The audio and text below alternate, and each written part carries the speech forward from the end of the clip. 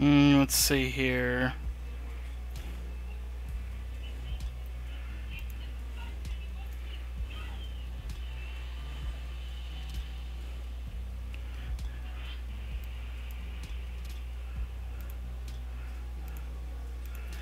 There I am.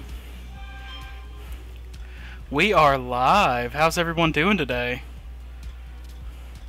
What's up, guys? How's the audio?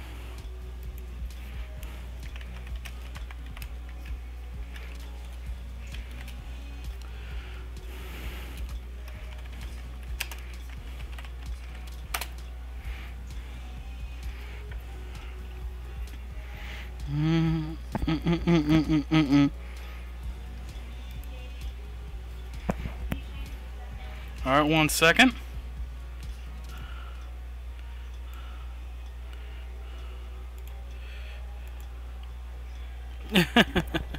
My bad, guys. I'm trying to get the only audio options for this literally is, do you want music or not? And I really want the music for the experience. Let's see.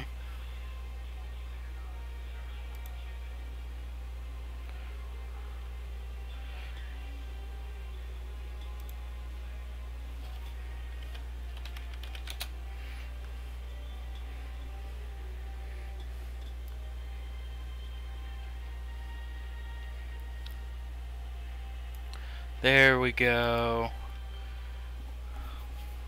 There we go. Yes, April. Does it look good? Sound good now, guys?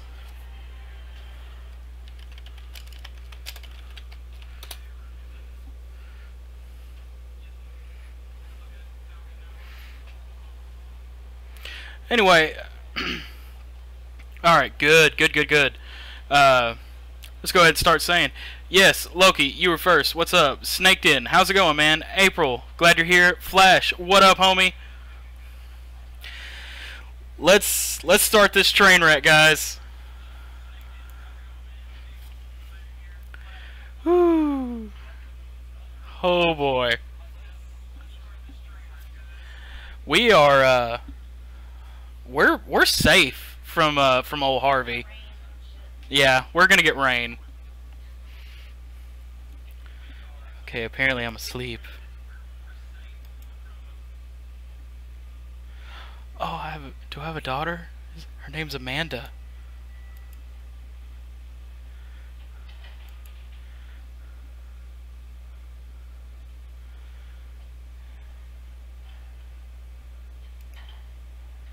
There's 5 more minutes, baby.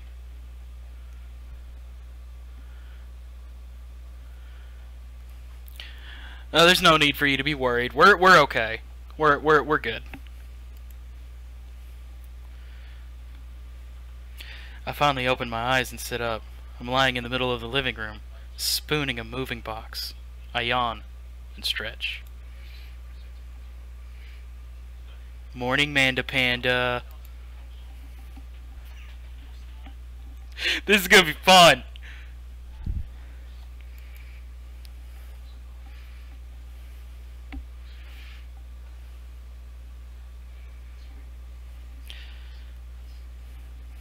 Oh, holy crap.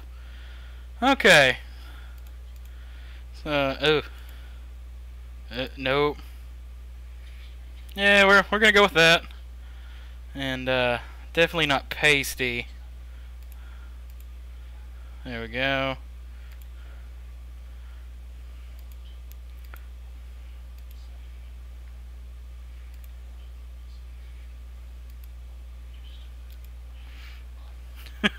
Alright, we'll see you in a bit, dude. I'm gonna try and get this as close to me as possible.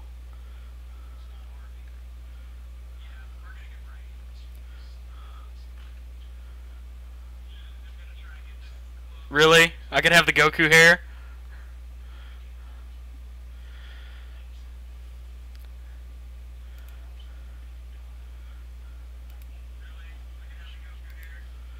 Let's see.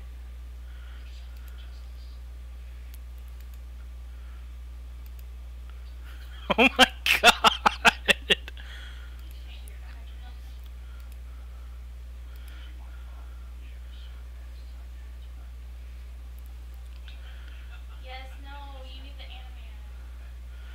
Let's see. I want to do the anime eyes. I don't have anime eyes. I need to do the anime eyes. If you want.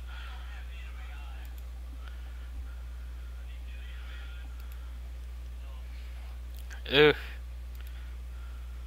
Ha! Yup.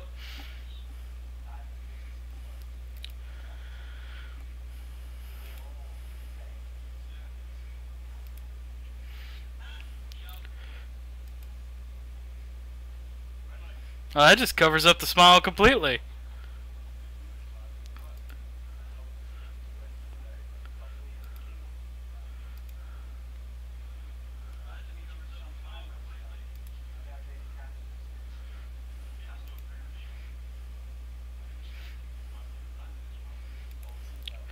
Let's see. So how's everyone doing, all of our viewers? Not that red. Do the red behind beside the brown. Huh? On the facial hair, do the red beside the brown. Do the red beside the brown, like this one? That's a little too red. The one you picked is not. That's about as close to it as it gets. No, the other brown. The other brown. I'm lagging. I'm sorry. Oh, it doesn't matter. Okay.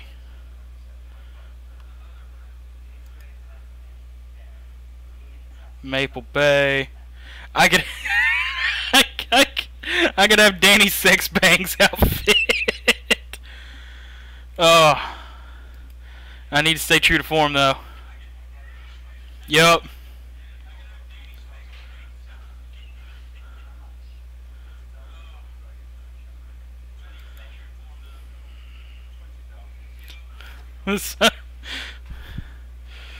Oh.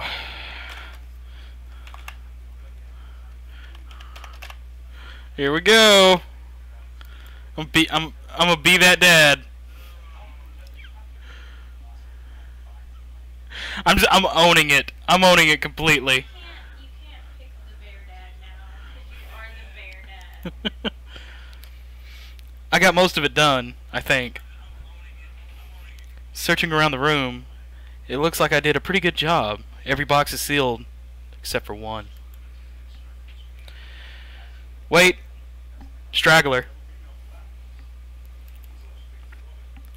Looking into the box, I see a bunch of old photos in little photo albums. I pull out one of the dusty albums from the top of the pile and we begin looking through it. That must be little Amanda Panda.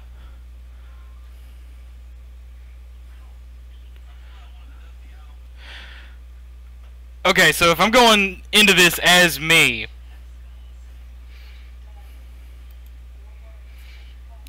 the only way your mother and I could get you to stop crying was to put the sunglasses on you. Oh, so this is the thing where I die and our adopted daughter and you become gay. Probably. It's the future. But whenever we tried to take them off, you just start crying again. You spent the first 2 years of your life with sunglasses on.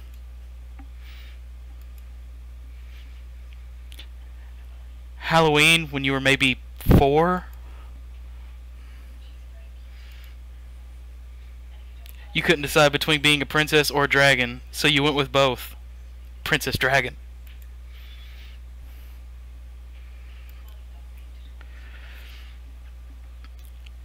You saw yourself in the mirror and realized you were afraid of dragons. Seeing yourself inside the dragon's mouth was a realization of your greatest fear, I think. I'm a horrible father.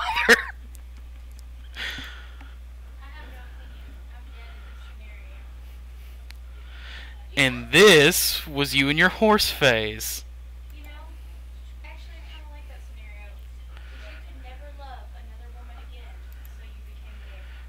That's after I died. I believe you named that plush horse Sir Horsington the Brave. Yep, this is our kid.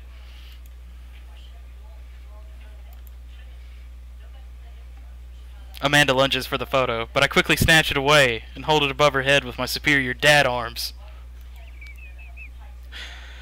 Nice try, but this is important blackmail for later down the road.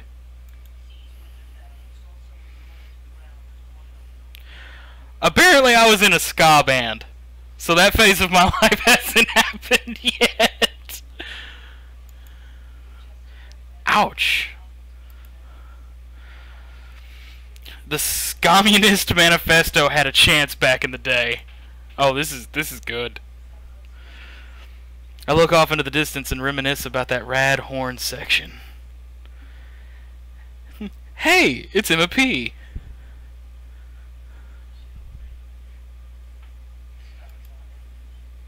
Honey, I promise you, wholeheartedly, that I will never stop mixing those two up.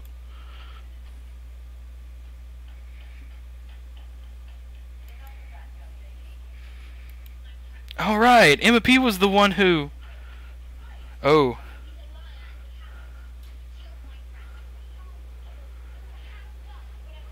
She's the one who pooped her pants during a sleepover! Oh. Oh.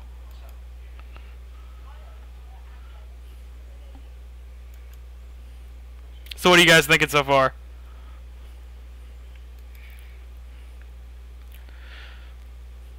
This is the first photography award you ever won.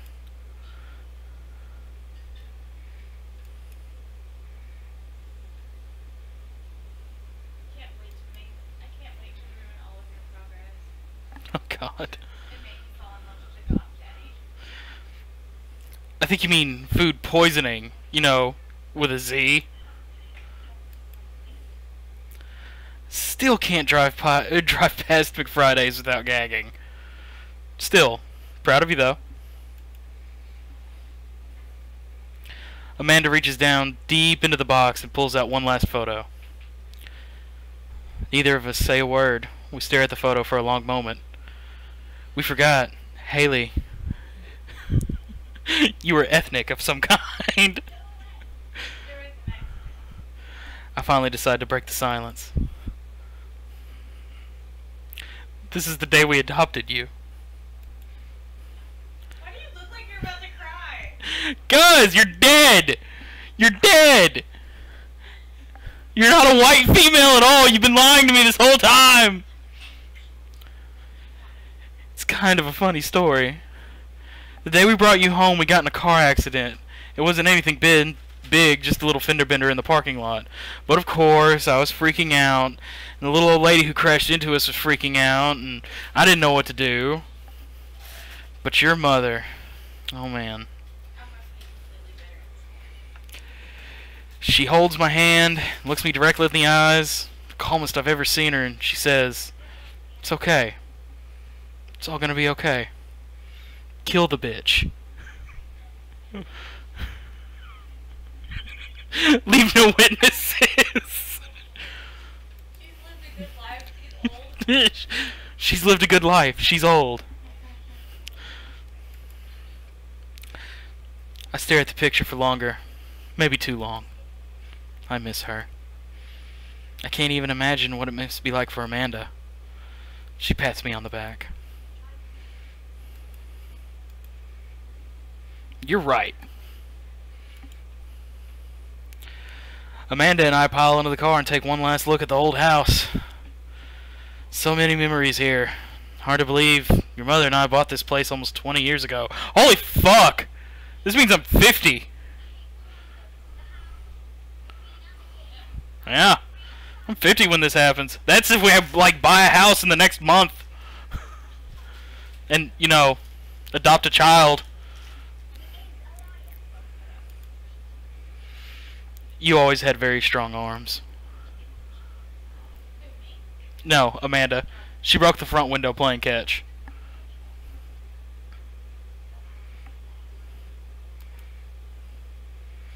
You were also a very imaginative child. We get it, Amanda. You break stuff. Hello, all of our viewers. Amanda, you're here. Flash, I'm pretty sure you're back by now. Hopefully. Loki, you still good? Oh no, wait. You watched anime. You went off to watch anime. Snaked in. What's going on with you, bud? Memories to make and stuff to break.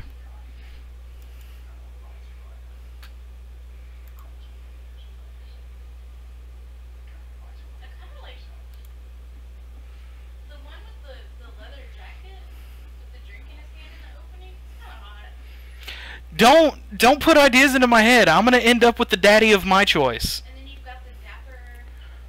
I'm thinking he's Indian.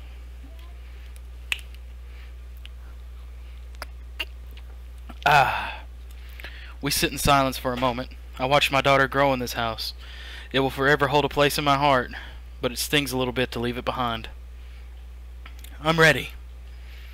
The moving van begins to pull away, and I get the car into position to follow it. I watch our old house, disappear in the rearview mirror. So what?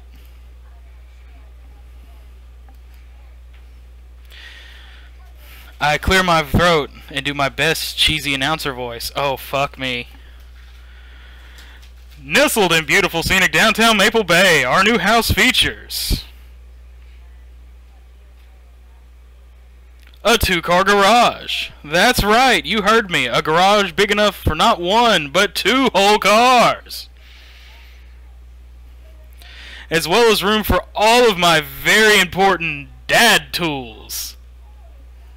And my motorcycle. My sick hog. The old steel pony.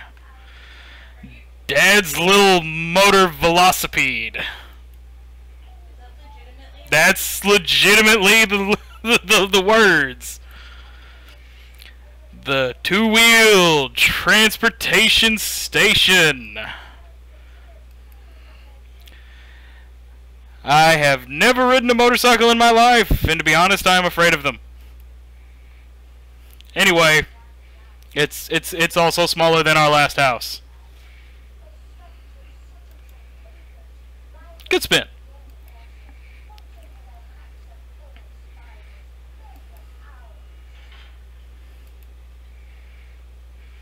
Amanda, you know you're gonna have to learn how to parallel park at some point, right?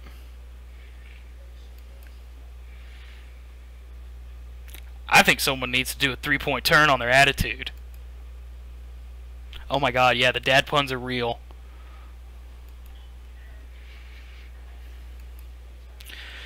Not yet, but the neighborhood seems pretty quiet.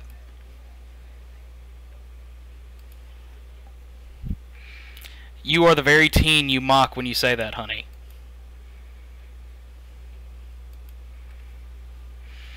Yeah, you're a real senior. You don't really get the joke because I'm not reading her lines, but she's in her last year of high school. Oh. Okay.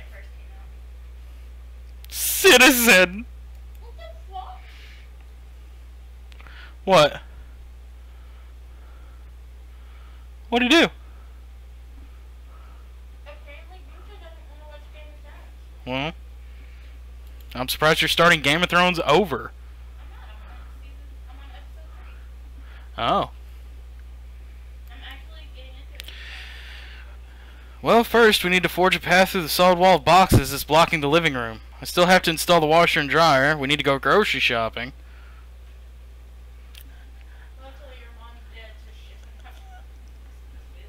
April says, Haley! Haley says, hi, April. Okay, you're right. We'll get some work done, then check the area out. Yeah.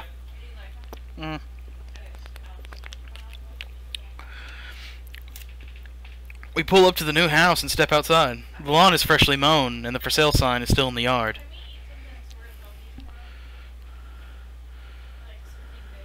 Okay. And with a swift kick from Amanda, the for sale sign is no more.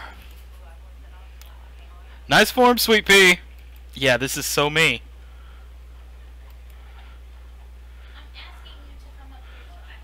I'm so proud. Yo, what up, Visual? How's it going, man?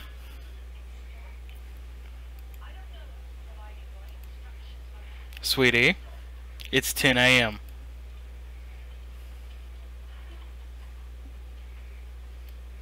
I need some coffee ASAP. I gotta get my hands on a nice cup of the old bean juice or I'm gonna be useless all day. Let's do it! Oh, I think I'm about to meet the first daddy. We walk down the street to the Coffee Spoon, a cute little place on the corner.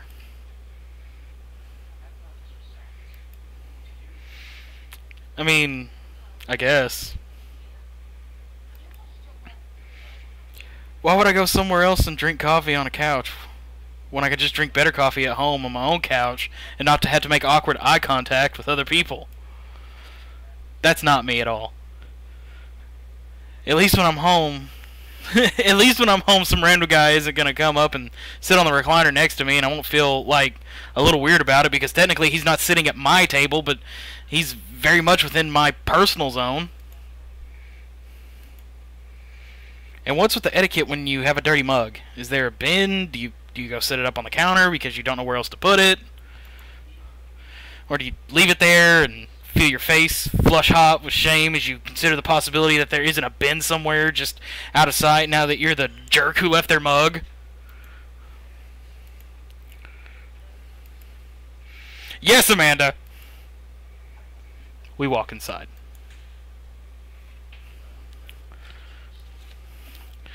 The inside of the coffee shop is... oh, God. The inside of the coffee shop is incredibly warm and inviting. Vinyl records line the wall, and patrons lounge around on worn-in couches. Some cool tunes spin on the record player next to a little stage. This daddy's name is Matt. Him. Mm-hmm.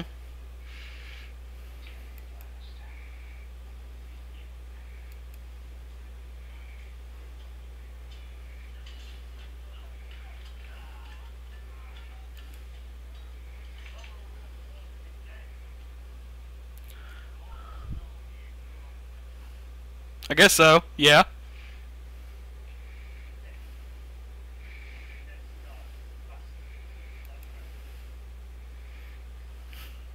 What's up? I stand there silent, in awe. They have breakfast and lunch here.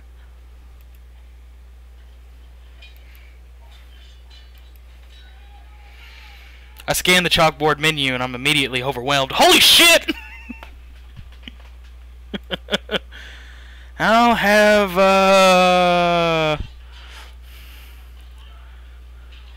Godspeed you, black coffee. Oh, apparently he enjoys that response. I don't get it.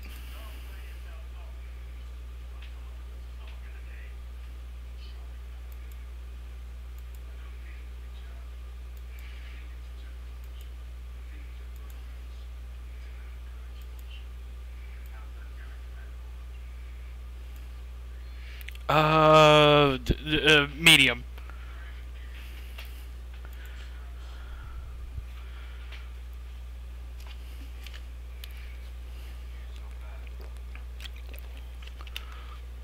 Oh, lunch board in the back.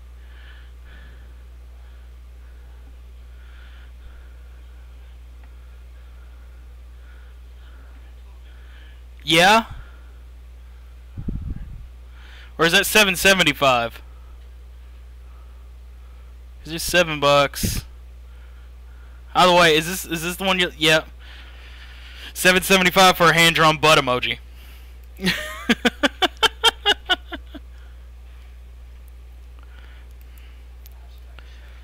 Matt sits to making our drinks, and Amanda and I take a seat in one of the couches. What's his deal?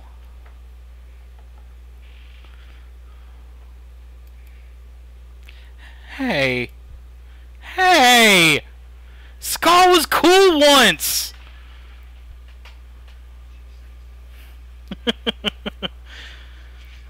This couch is actually pretty comfy. Maybe not comfier than our couch, but it's alright. Good lumbar support. You sink right into it. This is actually creeping me out a little bit. Like, it's hitting like really close to home. Okay. It's comfier than our couch. Amanda nudges me.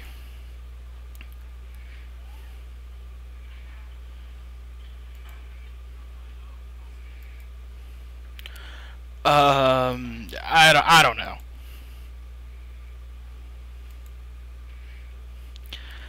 I can't meet new people if I always stay inside and I don't go outside and also don't talk to people. Yes! That's what I'm saying. This is like from start to right now. This is eerily similar to my life, except for, you know, Haley's white and we haven't adopted a little girl yet, or had a kid yet, or owned a house. But dialogue is like crap that I would say. Yeah, comparing couches. I would do that. Matt sits our drinks down at the table, and I immediately burn the roof off my mouth. Good one.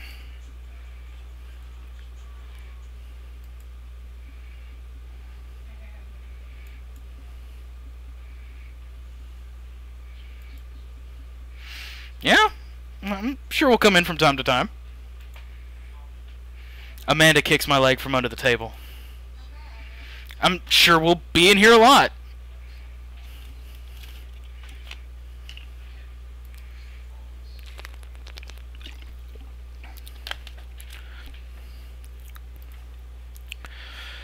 Matt goes into the back and comes out with a fresh plate of something that smells amazing. It's banana bread, holy crap. That's one of my favorite, like, non-cake, cake-like desserts. What's up, Empire? I think we're going to have to taste test it first so we can get the full flavor profile of, you know, really appreciate the flavor sensations of... Amanda nods vigorously. She knows this game.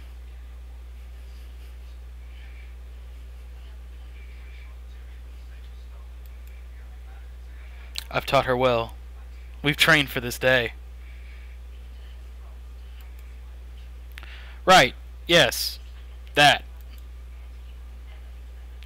Matt serves us each a piece. Amanda and I happily chow down. Amanda likes it. I figured you would have put, you know, anything but bananas in banana bread.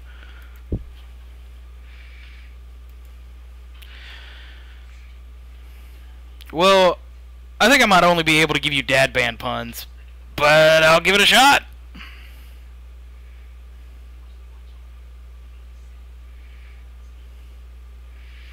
I'm gonna go with grateful banana bread. Oh, he did not like the Jamrock Band, fronted by Jerry Garcia. Really?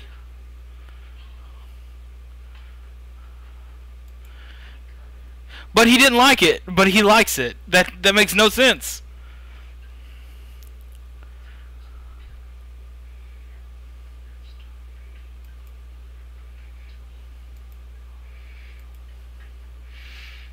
Thanks, baby.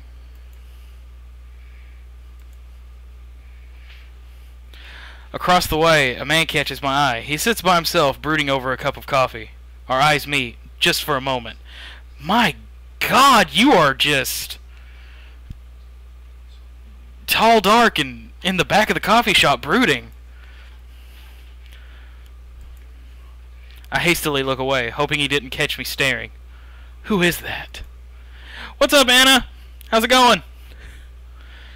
We finish up our drinks and head out. Take care.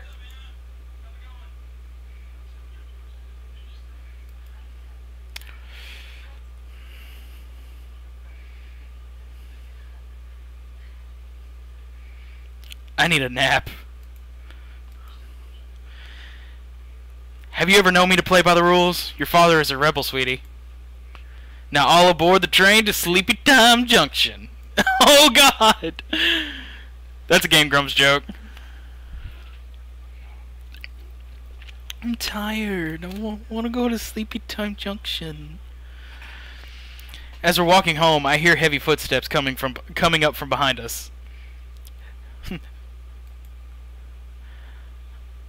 I turn around and am greeted by a familiar face jogging up to us. Craig? Bro. Holy... wow. I haven't seen Craig in forever. Yeah, wow. You look great. Cleaned up his act? Are you kidding me? He's ripped. Amanda, this is my friend Craig. We went to college together. We were roommates for a while, too.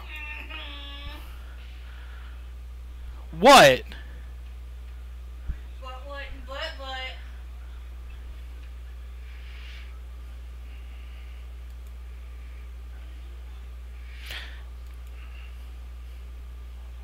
See, this is where the parallels of our lives and this life start differing. Because apparently, Craig knew Amanda when she was itty bitty. That would mean he would have to know you. We don't know Craig. He's hot though.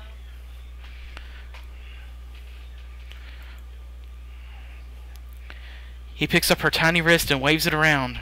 River gurgles happily. Haley should come join. I don't think I could actually get her headset audio in on this. Plus, she is covered in cats and very comfy with her Game of Thrones.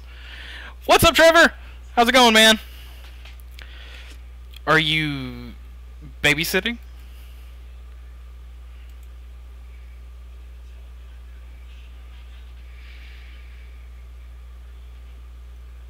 Man, it has been a long time. Feels like one minute we were rolling up to exams with bad hangovers, and the next we're both fathers. Where you been, man?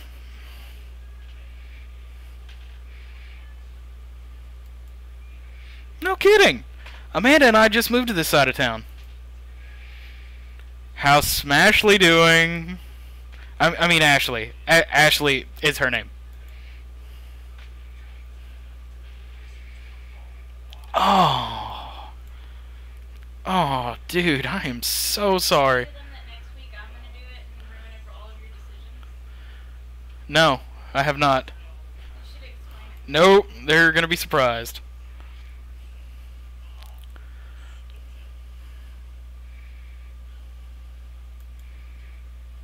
Twins? You have 3 kids? Keg Stand Craig is a father of 3. Wait, he's married? Divorced. He got it because he did a lot of keg stands.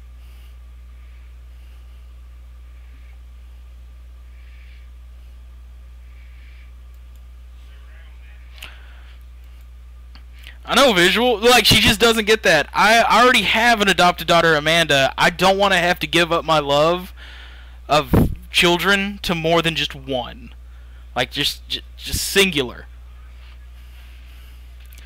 He was very good at it.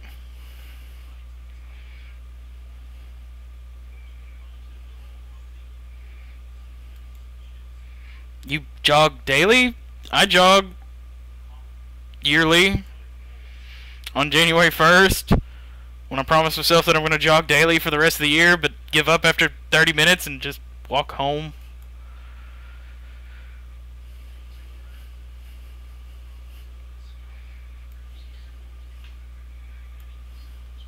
I don't know.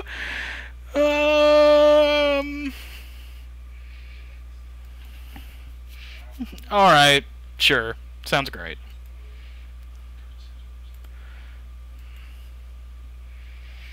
Craig gives a little wave, puts his earbuds back in, and jogs off. I can't believe Craig is ripped and has kids. I'm reeling.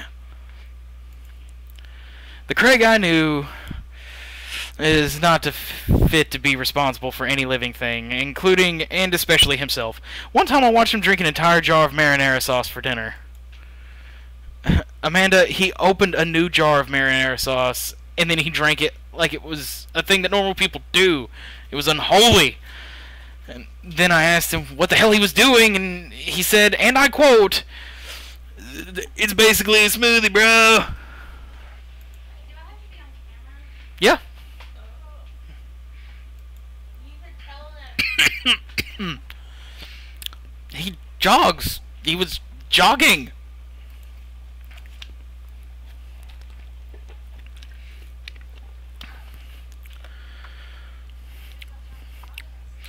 He's like totally a different person. Anyway, we better get home. I'll have plenty of time to reflect on how old I feel later.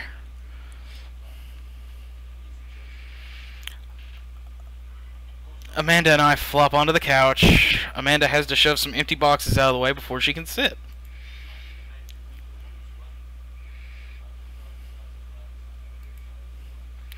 No, don't say that.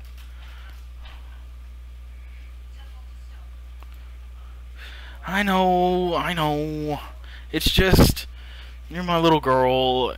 It's gonna be weird not having you around.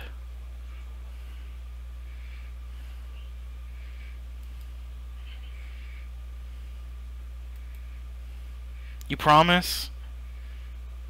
God, I'm getting way too invested in this. Me and my relationship with my adopted daughter.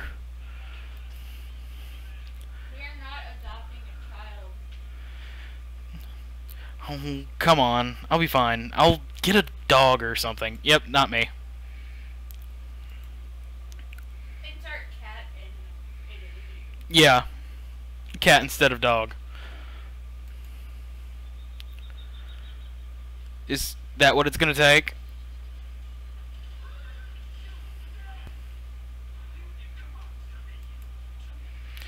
Well, a dog is a lot cheaper than college. Amanda laughs.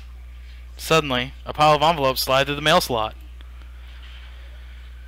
Speaking of college, Amanda darts over to the envelopes and shuffles through them. She pulls one out and throws the rest back onto the floor. Open it! It's just an envelope.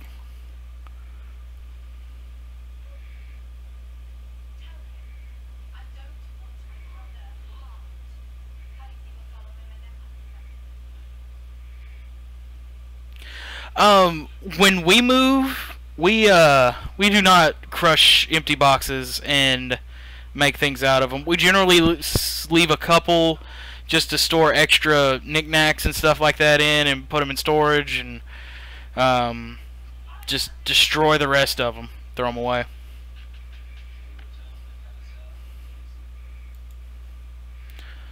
She takes a deep breath and rips the letter open with her teeth. We have a letter opener, but okay. I hold my breath while Amanda's eyes dart back and forth, scanning the letter. What does it say? Her face drops. Aww. Amanda throws the letter on the coffee table. Oh, sweetie.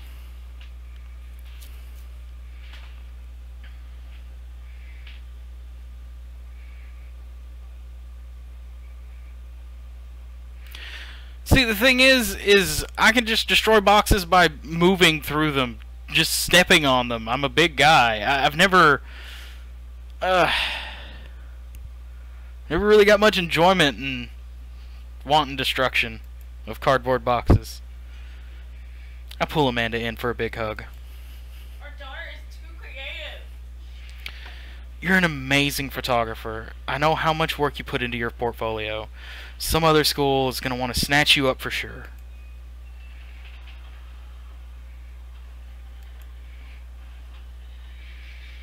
Are you actually fine, or are you just saying that? Oh my god, yeah, she kind of modeled herself after you. Fuck you. Her face says the opposite, but I probably shouldn't push her on this.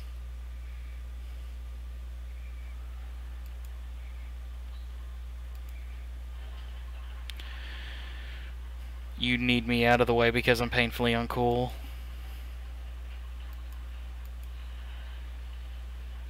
Well, I have you know that I conveniently already have plans for tonight, so you'll have the new place to yourself. Quick, think of plans! I'm going clubbing! I'm gonna put on a nice outfit and go tear it up on the dance floor. All the hottest dance moves, like the lawnmower and the sprinkler and the running man, and you know all the ones that kids are doing these days.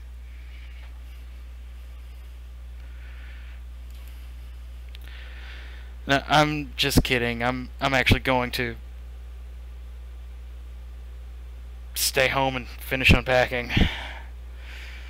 I've still got a lot of work to do, but I mean, I'll stay out of your hair. You won't even know I'm here. I'll probably start going through boxes, find some old journals, and then get stuck reading through them for the rest of the night instead of unpacking. You know how it goes.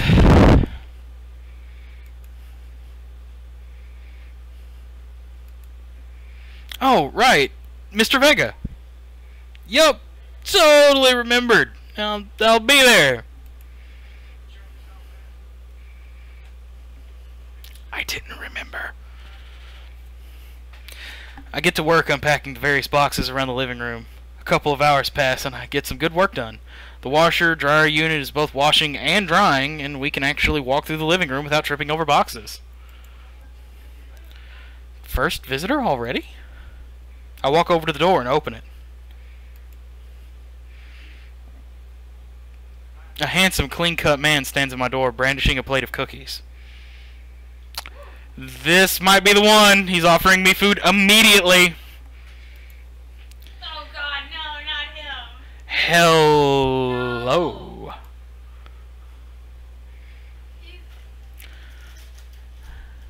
What? He has cookies. Oh, yes. Hi, I'm Matt. That's what my name is.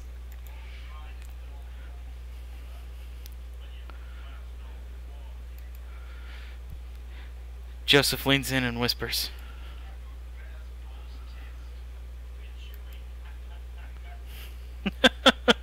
We both share a laugh. Kids. Am I right?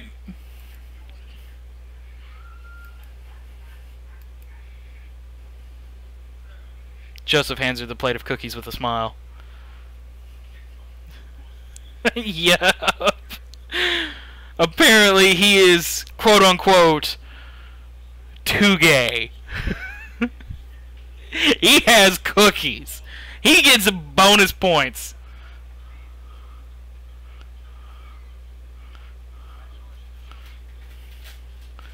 This dude's kids are evil.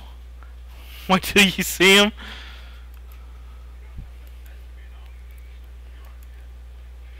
Amanda disappears with the cookies. Amanda, come back. And she's gone. That's my daughter. Her name is Amanda. She's a charmer.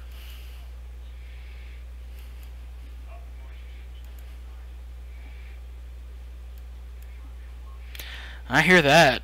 I mean, there had to be something wrong with you if you try to raise more than 2. Oh. What have you done? No, that's just general dialogue. Oh, I mean... How do all these men have all these kids and then are suddenly gay? I have no idea. Oh no, this is the first... I know. Maple Bay. If we ever move to Maple Bay, you'll die or leave me and I'll be gay. Oh no, this is the first neighbor I've met. And my social life is already in a tailspin. I wonder if it's too late to move again.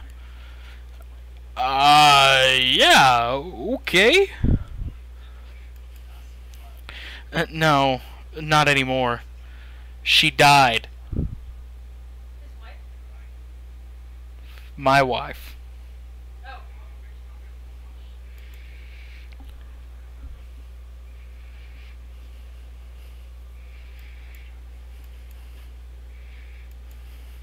No, no, no. It's all right.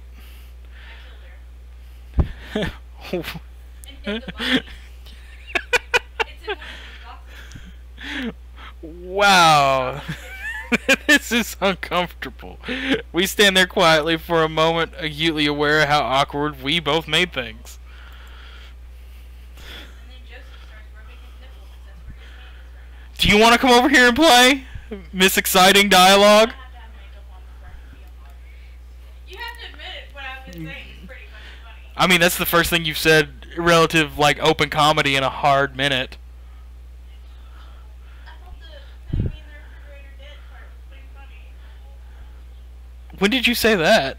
Like, 2 seconds. No, that's what I'm talking about. I look at Joseph quizzically. But comply? What the fuck does comply mean? Oh, but comply. Comply. That's comply. That word is comply, guys. I don't know. I picked that I had a wife at one point. Maybe I'm just like gonna find a best friend if I took the straight opening. No. No. You know better. You know better. I'm a bro down. No, you're about to bone down. I am not boning down. Not yet. I haven't found the right person. After a second, I hear a knock on the door. Opening it, I see Joseph standing there with a huge smile.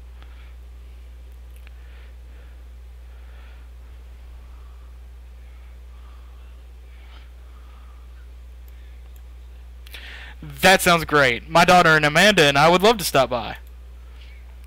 Also, 4 kids is a perfectly normal amount of children to have. We shake hands to seal the deal.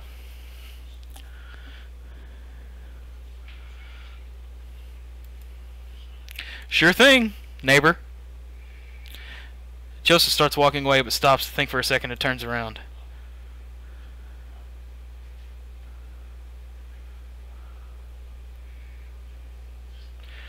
Oh, youth minister at the church down the street. I'm out. I'm out. This is clearly not in the South. Yeah, definitely not. But I'm not a church guy either, so... Oh, I don't know. I wouldn't really consider myself a youth. Oh. Oh, he just hit me that hard wink. That... Yeah. And with that, Joseph's gone. Amanda walks back in the living room, crumbs on her face and cookie in hand. That was the smoothest recover I've ever seen. I should be taking notes. Where'd those cookies go?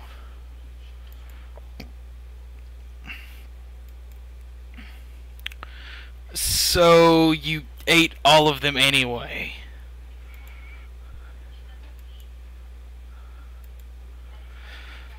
Amanda goes back to her room. I think I'm done with unpacking for tonight. Now what? Dad needs a drink. I could definitely go for a nice alcoholic beverage right about now. I'm sure there's a bar nearby with probably another daddy in it.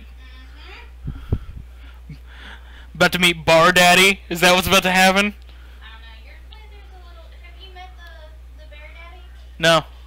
Your playthrough's a little bit different than Markiplier's. It's because my decisions are amazing. Wow, I guess I really didn't think this plan through. I'm not entirely sure where the closest bar is, and Amanda still hasn't shown me how to use the GPS on my phone, and I'm just gonna pick a direction and walk in it. I can use a GPS! I am not that technically impaired. Let's go this way. Cool. Okay, we're marching. We're marching in the direction of the game. any game, really. In the distance.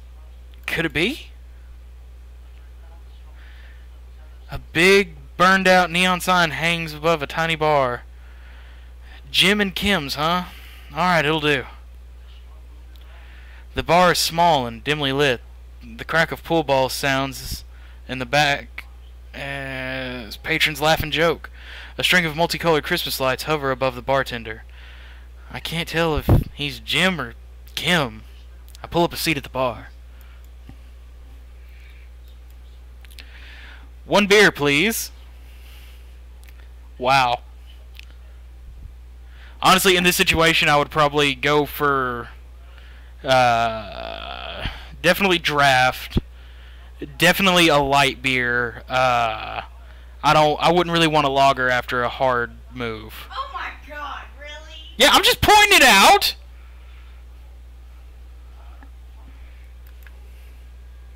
The bartender slides me an ice-cold beer. I take a sip and enjoy the refreshing taste.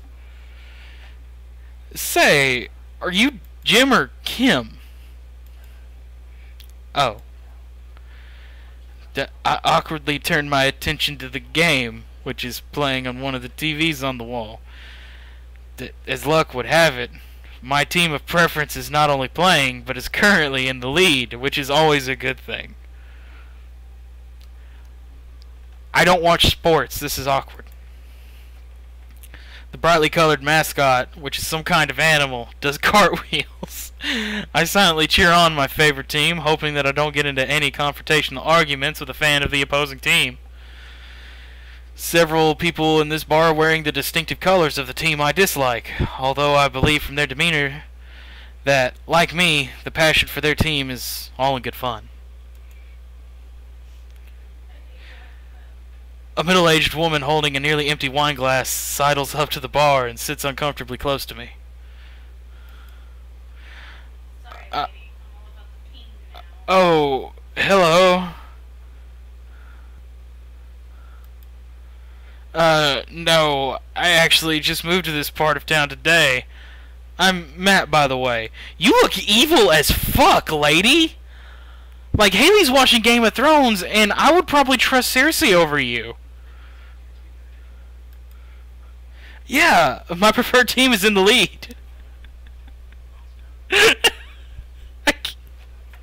I can't even. If they keep this up, they'll win the game with ease. What's up, Chrome?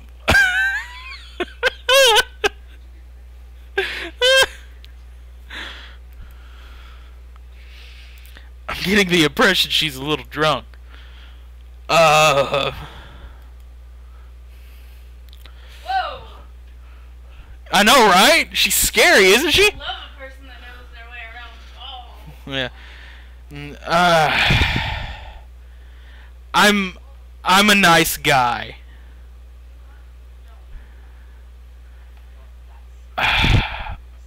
Yeah, I'll buy you a drink. I almost reluctantly signal the bartender and order Mary another glass of wine. Neil jokes back and forth with Mary. They're clearly friends, and this clearly isn't her first time doing this. She tips her glass at me.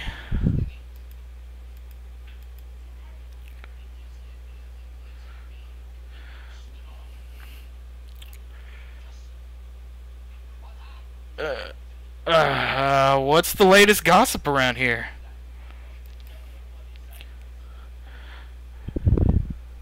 That big gay man with a black dollar moved in down the street. So, I thought you were gonna Oh, she's a stalker. about the gossip. You said nothing gets past you.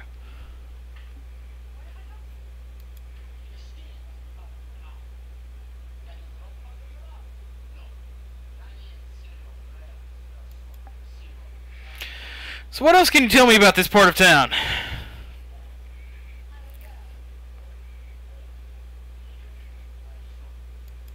sorry I gave you anime ads. I can't take you seriously. Yeah, can't take me seriously either. She takes a sip of her drink. That was a little too ominous for my taste. She leans closer. Oh boy. But every town has a secret, meaning all the Yeah, maybe some other time.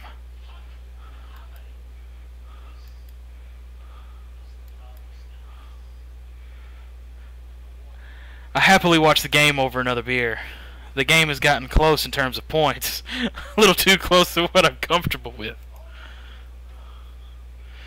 After a particularly skilled player scores a number of points for the other team, putting the other team in the lead, I hear an affirmative grunt from another man at the bar. It's the brooding man from the Coffee Spoon. He sits alone, sipping whiskey, and watching the game as well. Enjoying the game? Oh yeah, yeah, him. Well, He's hot. oh, we must be rooting for different teams.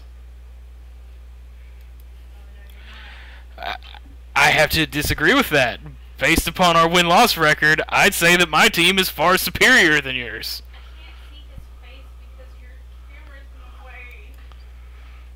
What? The camera's like over his face. Hang on.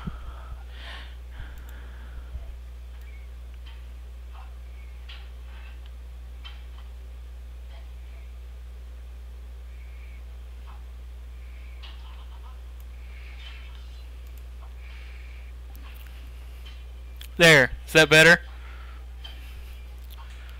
Baby, tell them what's happening next week. No. Please. No, it is going to be a surprise.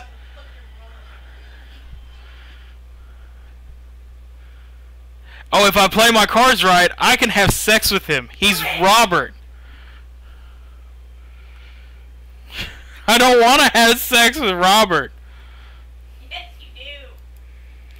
The conversation ends there, and we both go back to silently rooting for our respective teams. The game is close. Both sides playing their hardest to win, but in the end, my team prevails. Quiet cheers ripple throughout the bar. I raise a respectful glass at the man drinking whiskey. He raises his in response. An unspoken truce is formed between us based on our mutual love for the game. He motions to the bartender, who pours 2 glasses of whiskey.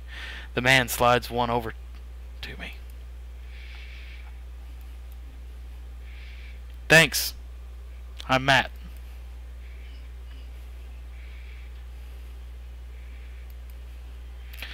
Yeah.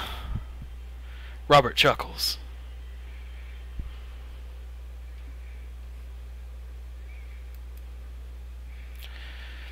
Is there actually a Jim and or Kim that runs this place?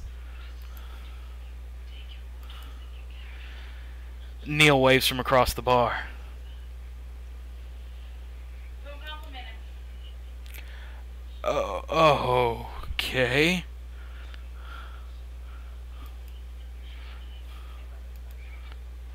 Beer, but I'll drink most things.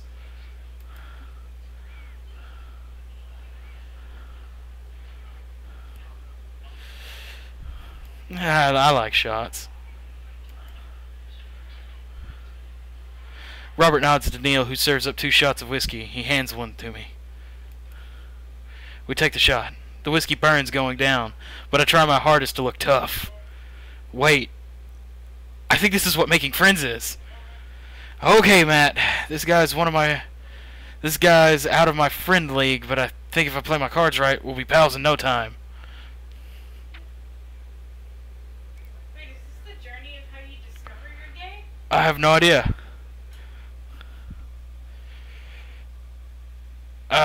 There's nothing but compliments here.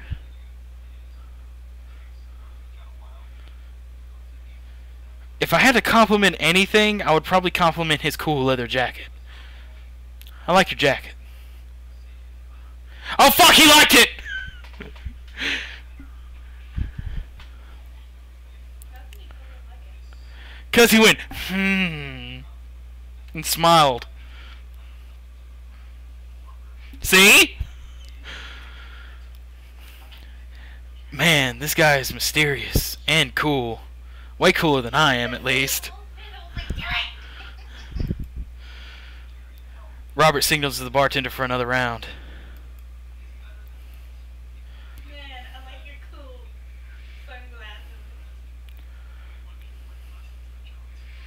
sunglasses. Just trying to make friends. I'm new in town. Figured it might be good to put myself out there. You seem pretty cool.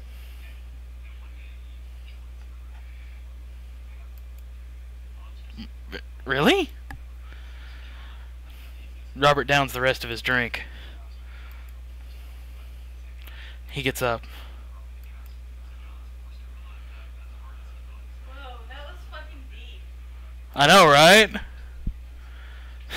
I guess so. I gotta admit that Robert has a gruff charm to him. If a guy like that thinks I'm cool, then I really must be. Robert comes back from the bathroom and grabs his leather jacket. I'm going home. You hit a... Oh God! Oh God! I'm going home with him! Robert and I leave the bar and find ourselves walking in the same direction. Does everybody live there? Everyone lives there! Everyone lives in the fucking cul-de-sac! That's the thing! That's why it's called a cul-de-sac! It's a nutsack! It's a metaphor! It's a metaphor for nutsacks! Just kinda like doing those fucking Zen ball back and forth, just a bunch of guys swinging their hips. Yeah, I know! I know! He's gonna roofie me! Look at the face! Look at his face! Who's that? We get to Robert's house, which is just a few houses away from mine. We stop, and he turns to me. Oh! Oh! A wave of realization rushes over me. I blush. I'm leaving my options open. No, don't say no. No, thank you. No! I'd better call it a night. He's been drinking. I've been drinking. If something happens, it needs to happen from sober points. No, see, I've already failed. I've already failed, Visual. It's not right. I never bed anything that's drunk. No. See, he's intrigued now. He's gonna come to me. I didn't put out on the first date. He wants this flower. Visual's on my side. Visual, you and Haley both need to calm down.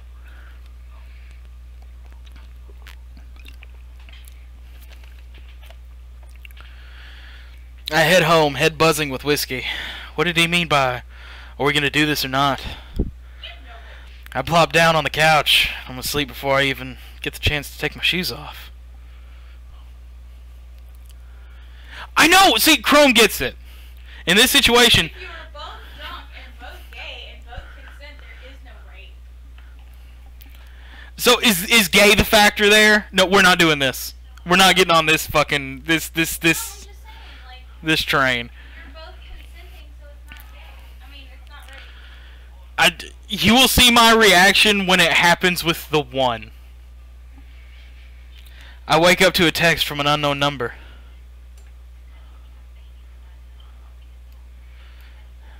Holy crap, it is 6 a.m. Who does 6 a.m. anymore? Without realizing it, I drift back to sleep. Whoops, must have winked back out. Check my phone again.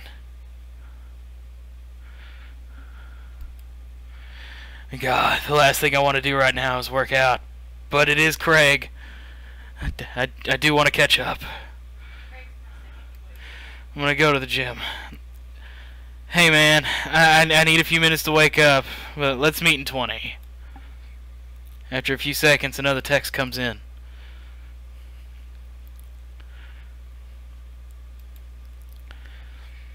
I stretch and my bones creak. I gotta stop falling asleep on the couch. I throw off my blanket and... Hey, wait, I don't remember falling asleep with a blanket. Amanda must have tucked me in after I fell asleep. Bless that child. She probably feels guilty hearing about all the times I had to tuck in her mother. Pay it forward, child. Pay it forward. Wait, was that part of the dialogue? No. I reluctantly brush my teeth, throw on the only clothes that I own that are even kind of gym appropriate, and head out. The neighborhood is quiet and serene this early in the morning. Birds chirp, grass is still a little wet with dew. Surprisingly, the gym is pretty crowded. I spot Craig standing out front, stretching. Of course, he spots me and waves enthusiastically. Hey, good to see you, man. I'm definitely not as pumped up as he is. Maybe I should have had some coffee before I left.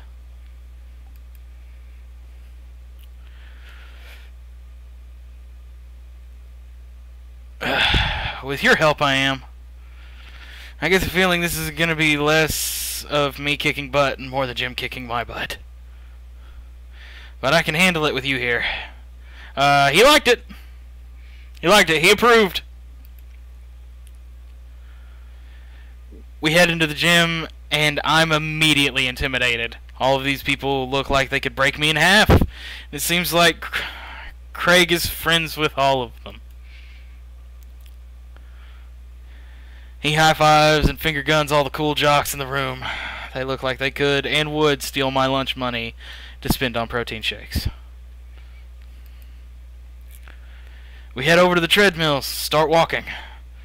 Okay, I can walk. Walking is good. This is a decent place to be. Walking.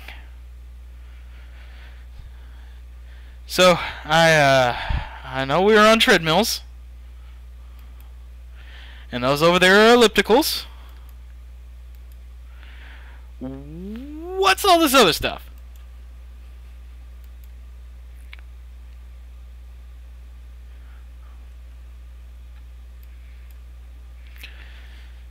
I watch as a dude in a muscle tee flexes a muscle I didn't even know existed on a machine I think was once used to process grain into flour. What is that? Why is that guy doing that to himself?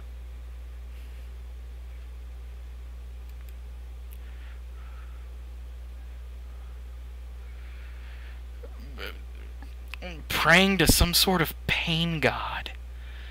It's like a religious flagellation meant to atone for one's sins. Is that how you say that? Flagellation. Okay. I did the hard G instead of the J. I've never seen that word. Really? Yeah. I'm gonna go before it gets really weird with one of them. Chrome, you need to stay with me, bro. You need to stay. Oh no, Craig is turning up the speed. I better do the same. How long have you been doing the buff thing? And what do you do when you're not dadding or working or buffing?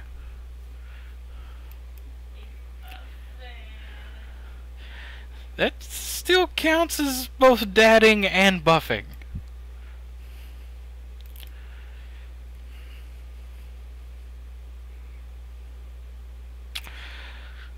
I try to live my life as close to a Jimmy Buffett song as possible. Don't. That's what I did. That's the closest response. The goal is to live with as few worries as I can muster. The lost shaker of salt was a metaphor. About not being able to shake salt onto something. We're jogging now. Oh god, we're jogging. I look over to Craig, who hasn't broken a sweat. How is he doing this so effortlessly? I'm dying. I can feel my life force draining through every orifice of my body. And then he takes off his shirt and you're rigid.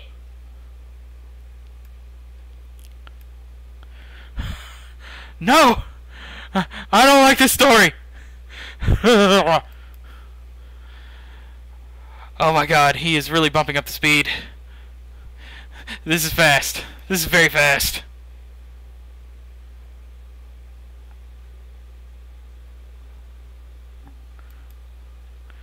And then I try to steal a fish from a tank at the party with my bare hands, like an idiot.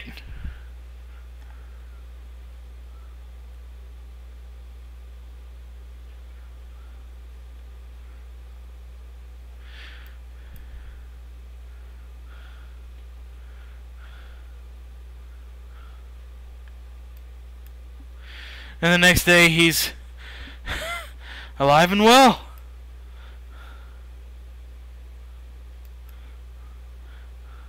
And they never... Well... I shoot off the end of the treadmill and crash into the wall. Jesus, that hurt. Craig offers me a hand and looks over me for injuries. I'm fantastic. I managed to stand up and rub my back. It doesn't hurt now, but I'm sure it will later.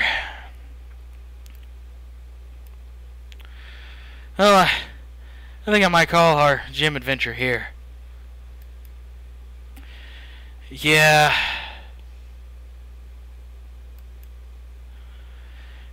Craig hands me a shaker bottle full of thick green liquid. I stare at it with what must be apparent distaste. Oh, thank you. Oh my god, you can get friend zoned. He wants me to drink it. Oh boy, here goes.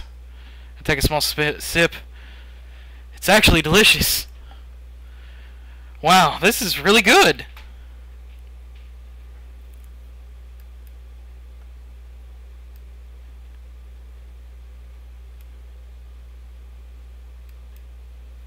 Good one.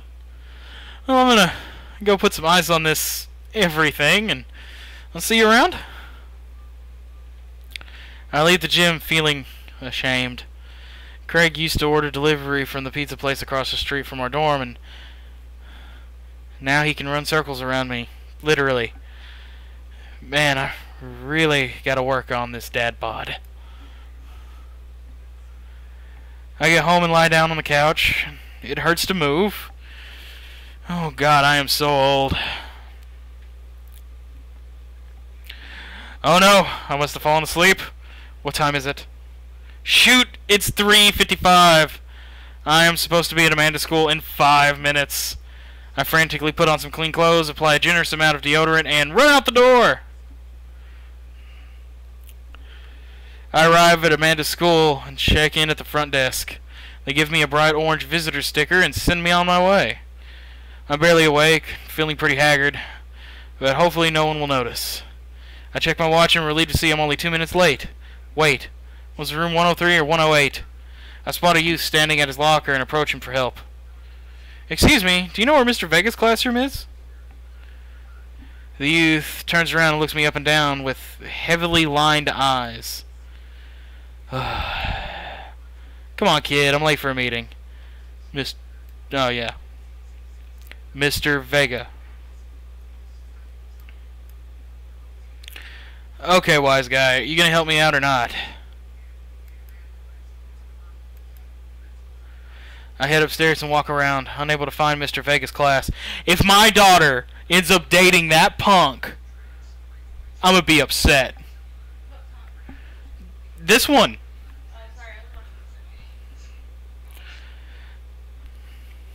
After a couple minutes of searching, I head back downstairs.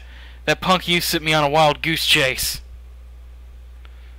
I get back to where that low-rent Gerard Way is standing, fully ready to give him a piece of my mind, when suddenly a head pops out of the classroom next to his locker.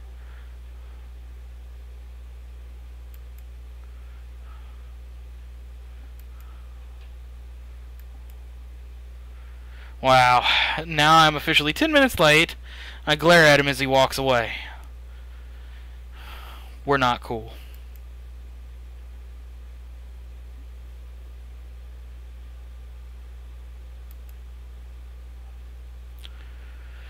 Mr. Vega leads me in, and I take a seat in one of the comically small students' desk in the back. I might get stuck in this. I know, right? Oh, I know whose kid that is, though. It's the goth kid's. The goth guy's kid.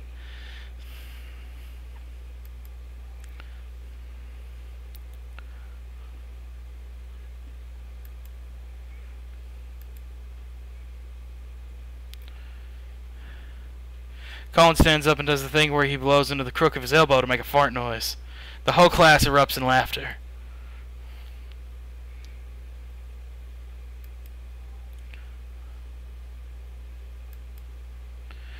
The bell for the end of the period rings. All the students immediately get up and make a break for the door. Nobody's listening. Mr. Vega turns to me and sighs. Don't you teach high schoolers?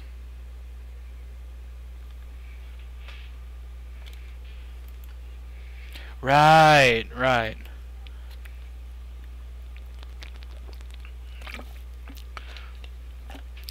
That is a darker Tom Selleck, yes. With a man bun. No problem, Mr. Vega.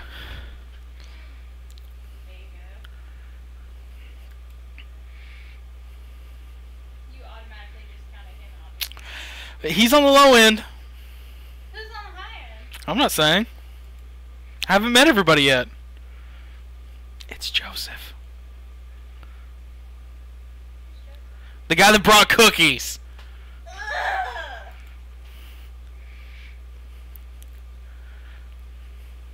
You can apparently die on a date with him. Are you serious? This guy? No. Joseph?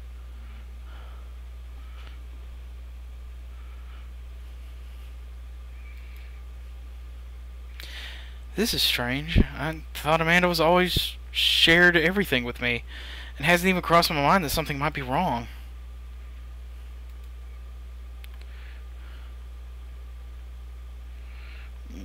We just moved.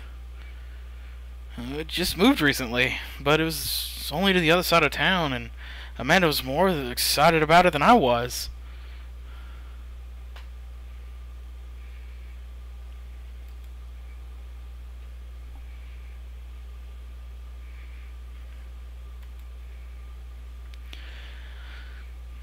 I'll make sure to talk to Amanda. Thanks for letting me know, Hugo.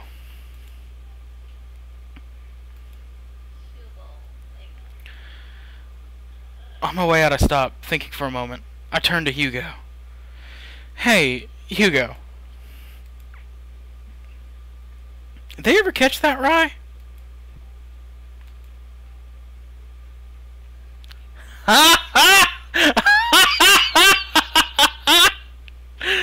Oh, he liked it too. I leave the classroom and make my way out of the school.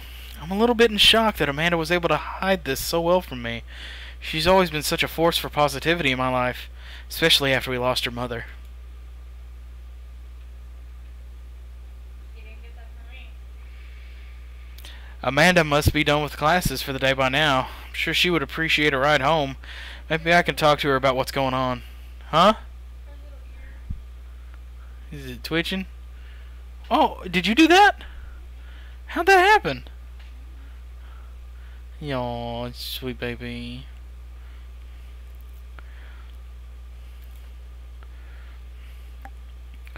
I pull up to the carpool and Amanda hops in the passenger seat.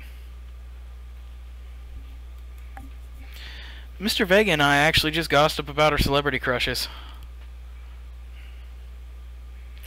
Mario Batali. I don't watch his show. Besides, it's Gordon Ramsay, if we're talking about chefs.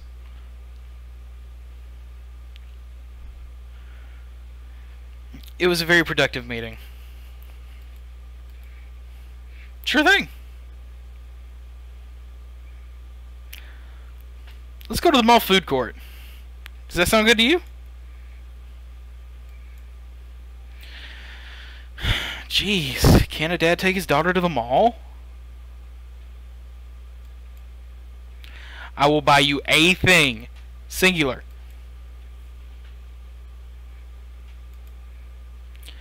We drive in silence for a short while.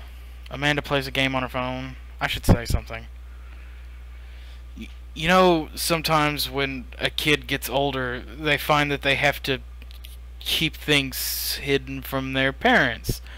And that's okay, because sometimes that's what kids do. And that's okay, but also sometimes it's good to have the parents' perspective. Because, you know, maybe the parents have also dealt with similar situations, and maybe that they're a little cooler than you give them credit for. Anyway, what I'm trying to say is that it's good to share. Love you.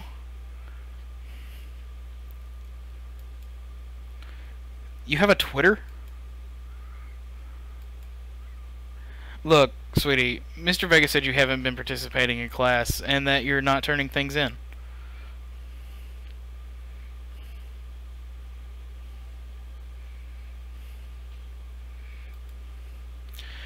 I thought you liked Mr. Vega's class.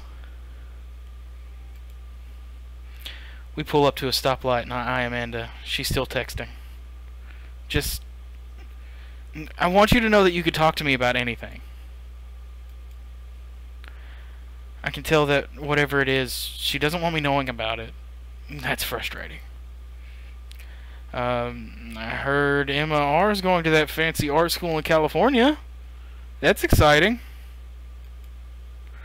Are you bummed that you guys aren't going to the same school? What's so funny? Okay.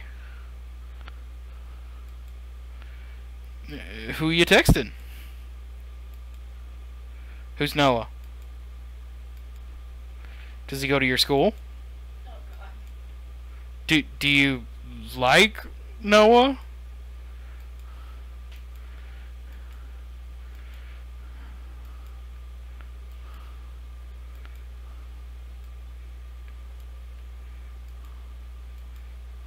Sorry. Just asking. She's totally into Noah.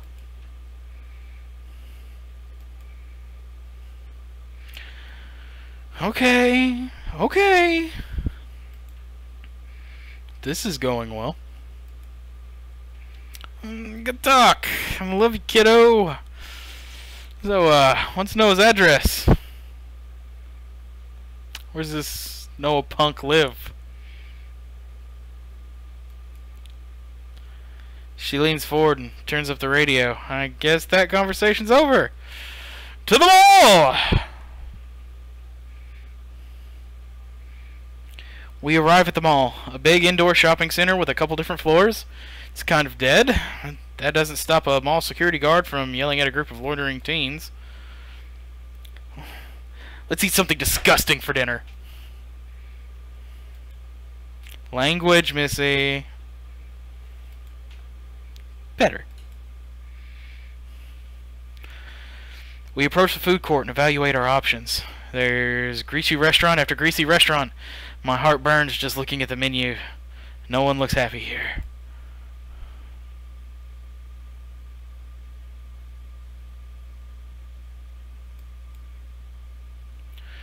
I extend my hand to her.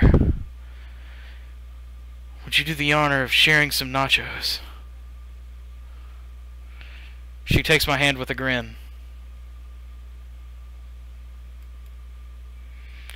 We order a giant pile of chips and a naturally orange cheese from a very unenthusiastic and possibly stoned teenager. We take a seat at a rickety table and dig in. But also strangely delicious? We enjoyed the fluorescent cheesy goodness together until we're all out of nachos. So, something's been bothering me for a while. Can you explain memes to me? For the record, I don't need explaining. I know what memes are. Memes are life. All memes. Amanda sighs deeply and places her head into her hands.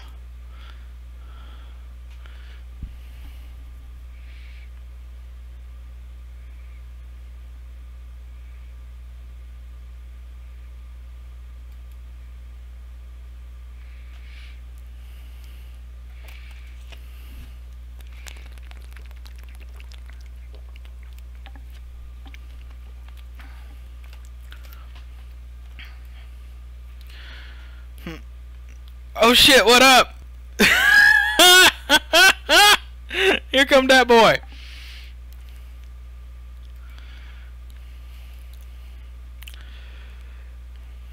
Wanna go to that goth store? You know, the one that's all black and tries to establish itself as anti-establishment despite being an exact representation of the establishment. You know, the one where you could buy chain wallets, and it's basically an assault on what people fought so hard against in the punk and hardcore movements of the 70s and 80s. The one you threw up in that one time. I took off, or I checked off a box that says, it takes away copyright stuff to make it more stream friendly. I'm pretty sure I know what store this is.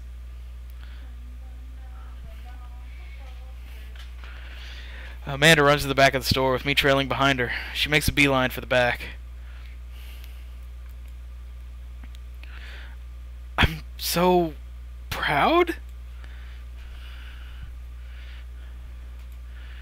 Amanda. Alright, I'll do it if you stop chanting. Amanda stops immediately. I clear my throat. Thank you all for joining us here today to commemorate a historic moment that will forever shape history. On a day very much like today, some 5 years ago, our very own Amanda Ann Hurst had too much blue raspberry slushy on an outing to the mall. After begging her father to take her to Dead Goth and Beyond to buy rainbow suspenders, she proceeded to throw up all over a display of My Chemical Romance merchandise. Her loving father then had to pay for said merchandise, which to this day remains among our possessions. Thank you. Amanda is moved. She begins clapping, slow at first, then faster, and more vigorously. Several of the patients turn their head. One of them also starts clapping. I bow my head.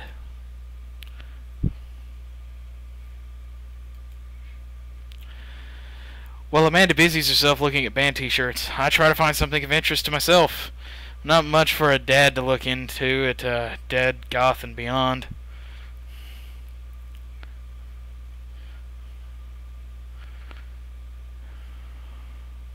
I'm gonna look at ironic mugs. I'm suddenly stricken by existential fear, as if there's only one number one dad. If there's only one number one dad, then why are there so many mugs here that say that? This whole time I thought I was the only one. If I'm not number one, where do I place on the global dad ranking charts? I have work to do.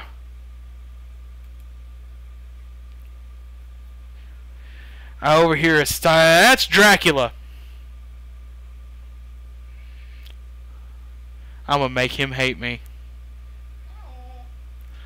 I see you with that cool grin over there. I overhear a stifled argument over the cash register. An older gentleman is carrying a garment and showing it to a bored-looking cashier with pink hair.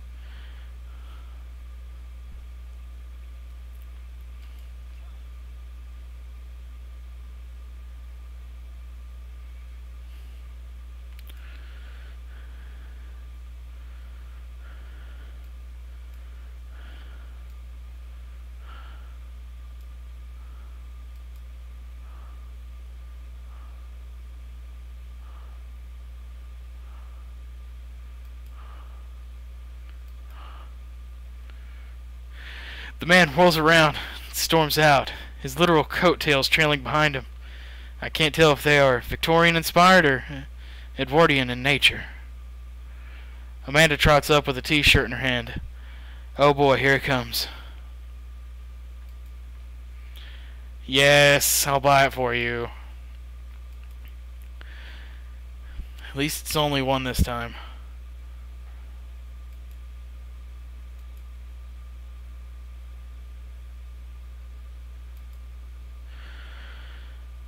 So what was that guy's deal? The cashier rolls her eyes so hard I'm worried she'll pull something.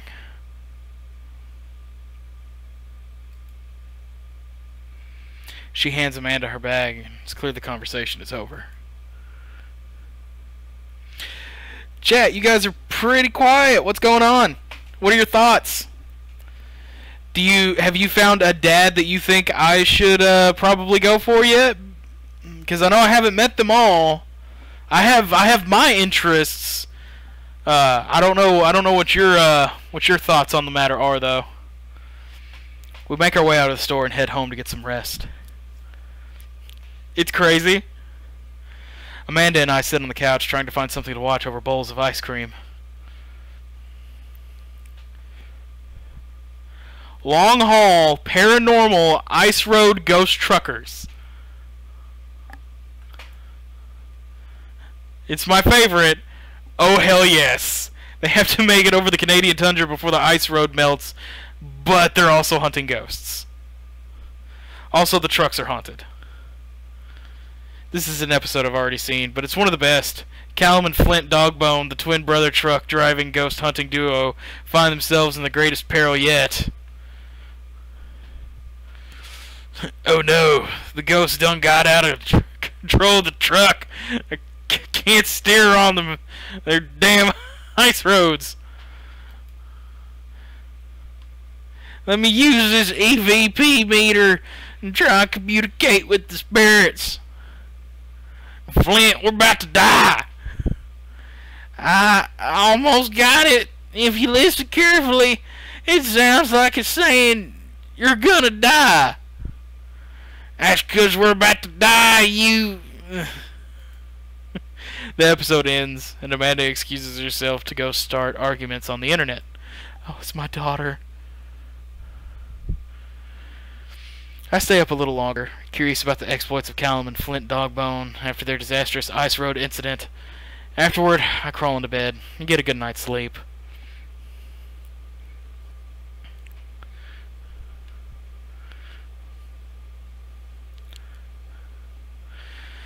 April, you have to have an opinion at least on who I should probably go for. 5 more minutes. Fine. We have cereal for breakfast and spend the morning putting together furniture. Amanda is much better at interpreting the tiny manuals. We're able to put together a few shelves and one desk. Pretty sure it was supposed to be a bookcase.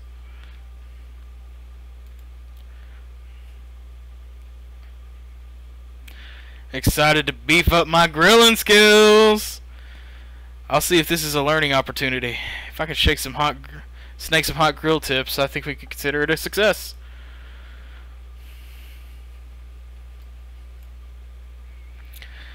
I'll probably end up standing uncomfortably in the corner with a plate of food and hope nobody talks to me.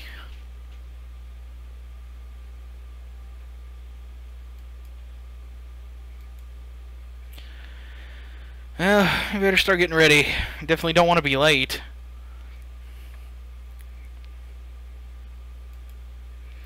You know what? We're going to be early, just because you said that. I head out the door, and Amanda reluctantly follows. We walk across the street to Joseph's house with a store-bought veggie plate. I'm a terrible cook if it doesn't involve a grill. Guess we're not as early as we thought we were. Joseph's backyard is already packed with people, and the smell of hot dogs wafts through the air. Small children run through a sprinkler, and adults chat in small clusters. I set our veggie plate down on the table next to 2 other veggie plates. Huh. Hey, there's Joseph. I wave to get his attention. The moment he sees us, he jogs over, arms open wide.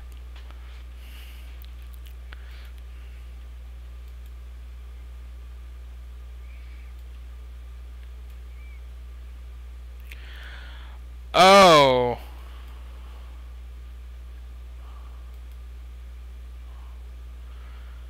Oh. They stare creepily and say nothing.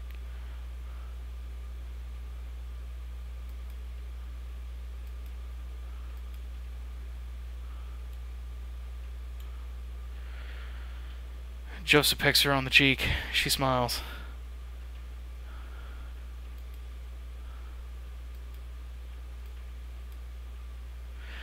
Joseph takes a moment to regain his composure. Oh my god, Joseph's married to Mary?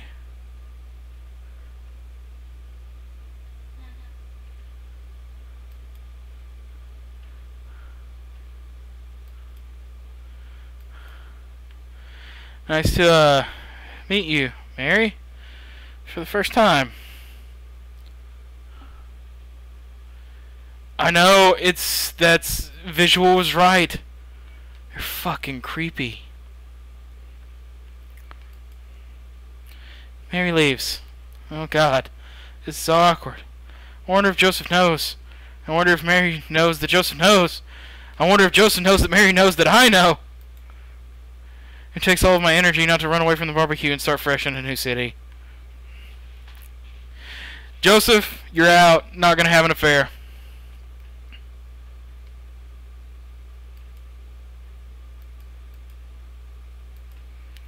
Who? Oh, God. A man in a loud Hawaiian shirt jogs up to me.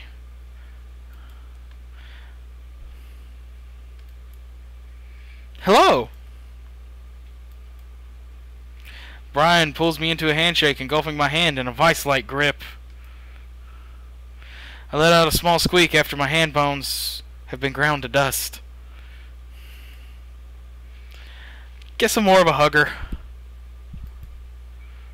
The ranch-style one in the cul-de-sac.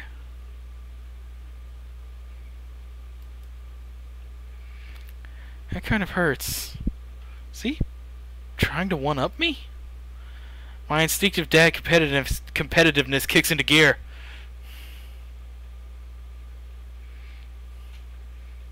I'm happy there. Got no worries about its size, as long as me and my daughter are happy.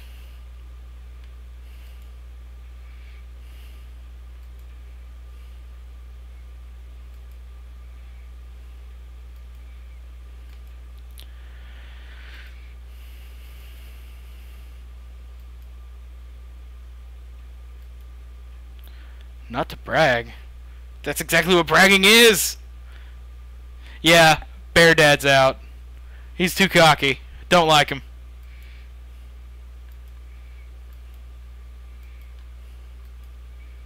You got it! Wow, I think I've actually met everybody else.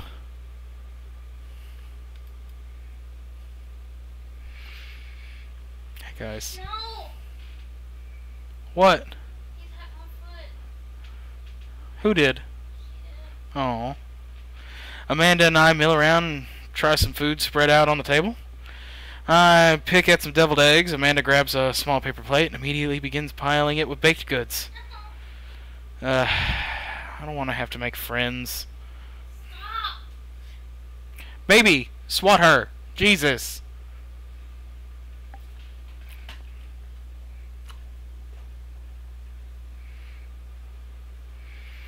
I've about another 20 minutes. It's a 2-hour mark. But I don't want to have to do pleasantries. They're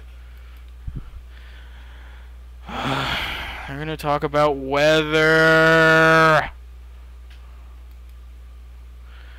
But how can I possibly abandon my only child at a social function? It's bad parenting. Amanda shows me into the center of the yard. Well, here goes nothing. I look around the party and I'm surprised to see some familiar faces. Isn't that the barista from the Coffee Spoon? Didn't I meet that guy at the bar? That guy who kept trying to one-up me. Isn't that the guy throwing a fit in Dead Goth and Beyond? That's Amanda's teacher. Hey, I know Craig. Wait a second. All of these people live in our cul-de-sac? That can't be right. I better investigate.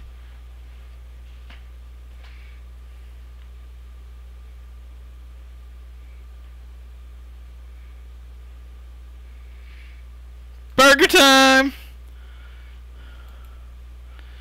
Joseph closes his eyes and takes a deep breath. Gets to work. One With the greatest of ease, he sets patties on the grill, flourishing as he flips the spatula in the air. I didn't actually want to end up with Joseph. I wanted to eat a burger.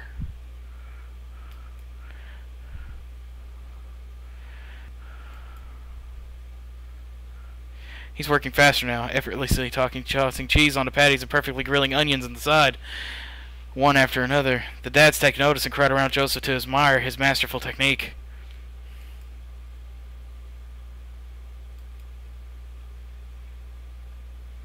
Unbelievable.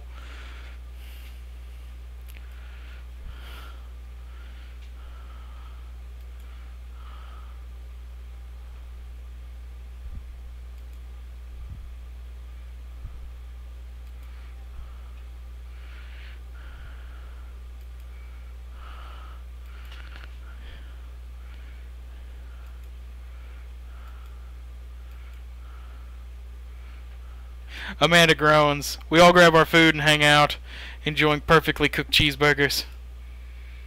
So you think I should end up with the teacher? Man, it's so wild how all of us dads live in the same cul-de-sac.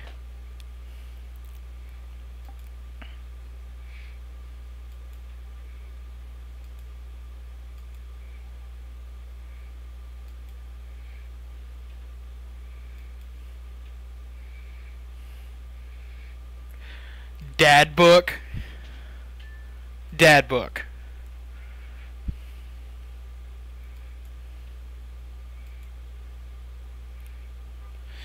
Sorry, I'm just an old-fashioned dad. Social media goes over my head sometimes.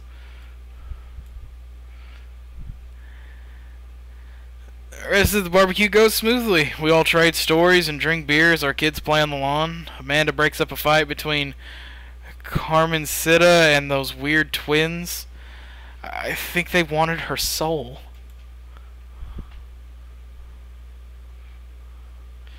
Amanda and I walk back to our place as the sun sets over the neighborhood.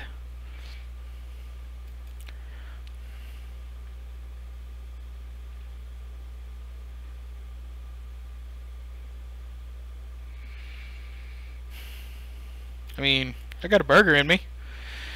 Sweetie, if I can impart any sort of wisdom upon you right now, and not that this is a bad situation, but if you're ever in an uncomfortable situation, always look for the silver lining. Silver linings to get you through the other side. We ate rockin' burgers today. It was good.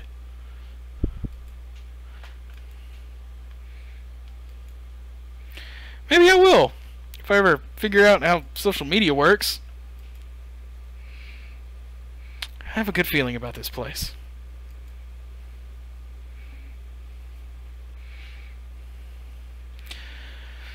Amanda and I arrive home with the remnants of our veggie plate. Seems like nobody was really into the cauliflower. Any big plans for the evening? Oh. Of course. Just keep me posted and be home before midnight. And be careful. Make good choices. And call me if you need anything.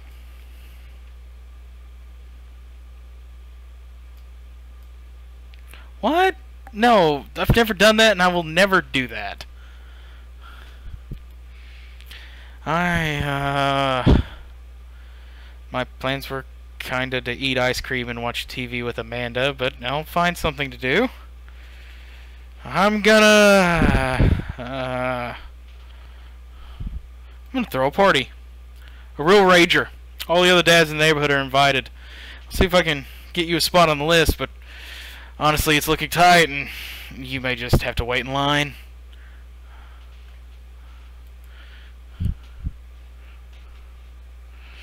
I'm just relaxing tonight.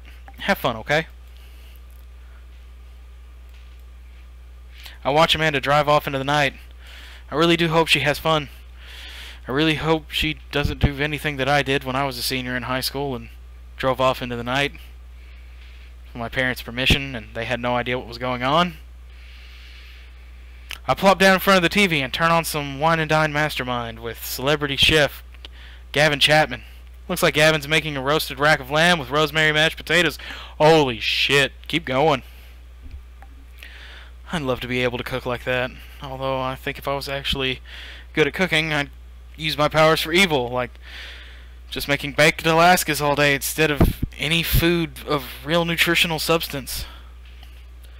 Man, Gavin Chapman just taught me a thing. Gavin Chapman just caught that thing on fire, but he meant to do it. What a professional. I lose track of time as I blaze through several episodes of Wine and Dine and Mastermind, and also one episode of some cooking show called Meat Hell, and I'm not even sure what that one was about. Just a lot of yelling. I glance at my watch. Man, it's almost midnight. I should check in with Amanda. I send a text. Hey kiddo, you good? I wander in the kitchen as I wait for a reply. Amanda's phone is almost always in her hand, so I'm sure she'll respond soon, unless she's driving home now, in which case I hope she doesn't respond soon, because I definitely taught her better than to text and drive.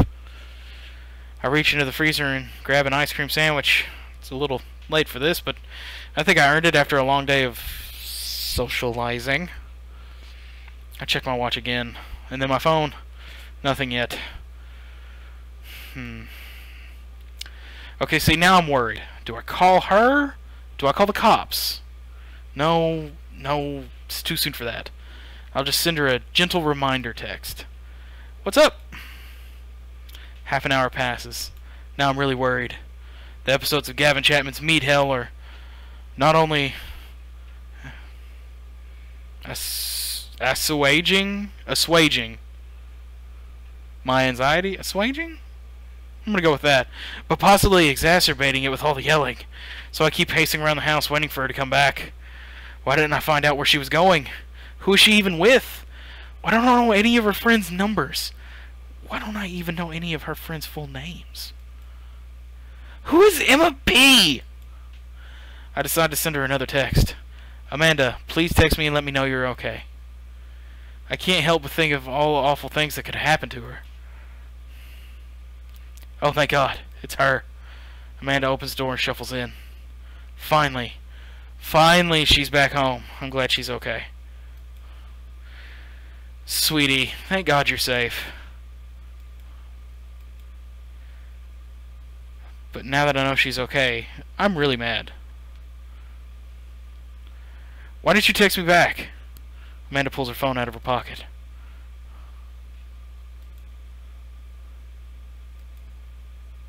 Amanda Ann? Amanda, you came home an hour and a half after your curfew, and you didn't respond to any of my texts. You really freaked me out. I was about to call the cops.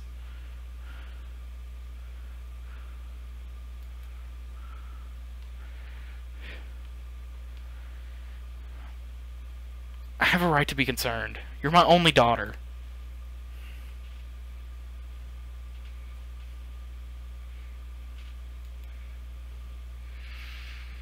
I sit down on the couch and put my head in my hands. I feel very tired after all of a sudden. You really scared me. Just, please don't do that again.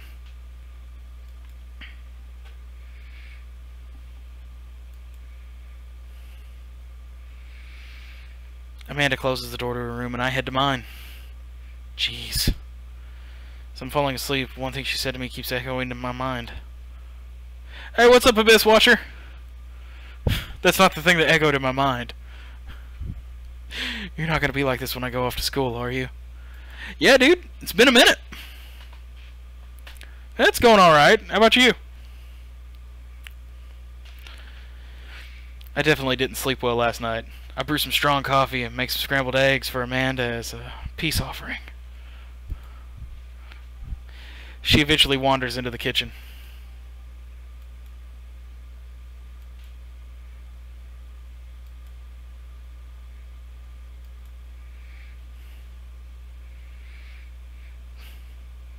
Trevor, you've been here lurking this whole time? Well, I trust you to make good choices. I also thought about it, and I'll give you your space from here on out. I gotta trust that you can take care of yourself. Team Hearst. Amanda gives me a hug. Want some eggs?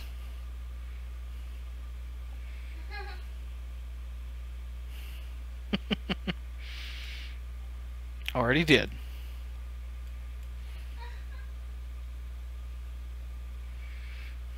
Amanda scarfs down the eggs, and it's time to in the time it takes me to wash the pan.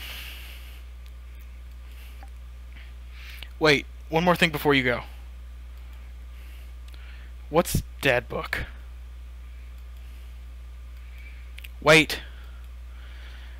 What's a social media platform? Come on, Amanda. I'm an old man. I can't put together a Dad Book profile on my own. Amanda spends the next couple of minutes setting up my profile on Dad Book, which, as it turns out, is a place where dads can get together and talk about fatherhood.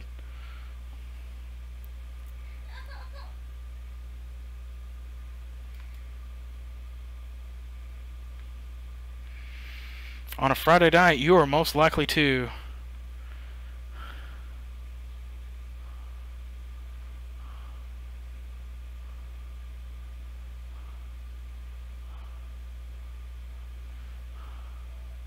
sink into blissful oblivion.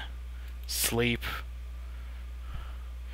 If you had one thing to take with you on a desert island, what would it be?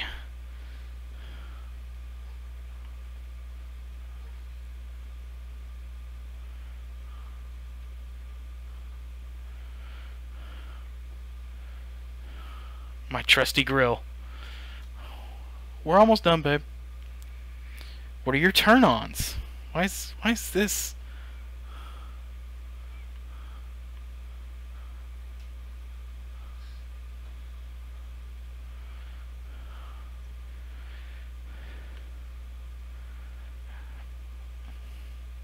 I mean, just a well-manicured lawn. Out of all this, I'm gonna go with street smarts. What did you want to be when you grew up?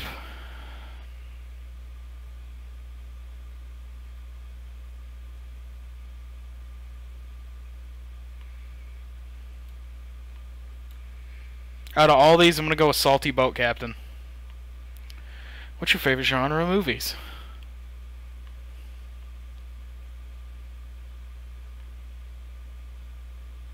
Old comedies that haven't aged well. What's your ideal date? Seeing some things on here. Seeing some things. Seeing some things.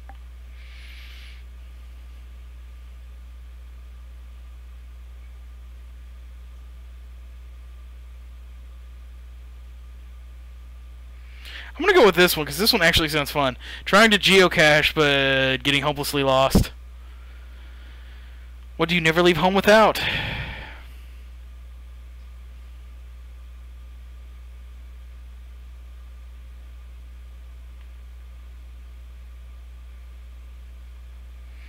I frequently forget my phone keys and wallet at home sometimes. I spend a lot of time thinking about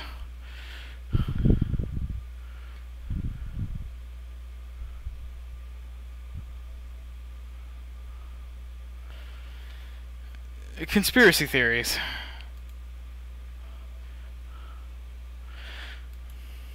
Yeah, that was actually kind of fun. I could totally spend all day in here just looking at people's profiles.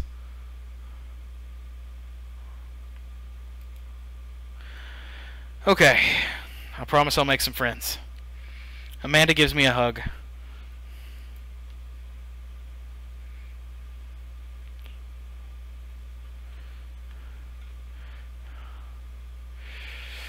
Oh, you know what? It's choice time. And I'm going to save here. I'm going to save here, and we're going to load this next time. It's kind of a cliffhanger moment. You guys are going to have to wait to see who I pick next Friday. So we'll see you guys then. Might do something this weekend. Don't know. Just depends on what everyone's plans are. But if we do, it'll be a surprise. Definitely look to check us back here on Monday. And thanks for everyone for showing up. We appreciate every single one of you. Alright? Now hopefully you guys enjoyed this as much as I did for this first go round. A little awkward. Little awkward. But we're going to see this through to the end. Alright guys. You all take care and see you later. Deuces.